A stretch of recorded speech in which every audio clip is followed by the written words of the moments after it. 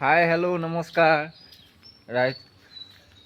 আজি আমাৰ বৰহলা ৰাংচালি চেৰিলি পথাৰ গাঁও অদ্ভুত বস্তু এটা ওলাইছে।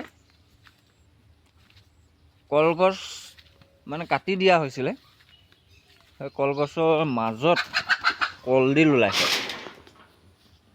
মই দেখাবলৈ চেষ্টা কৰিছোঁ।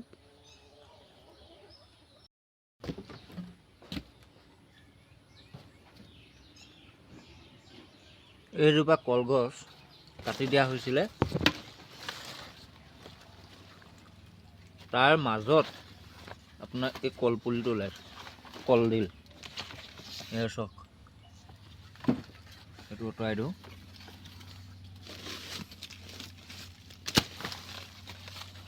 দেখিছেনে ৰাইজ?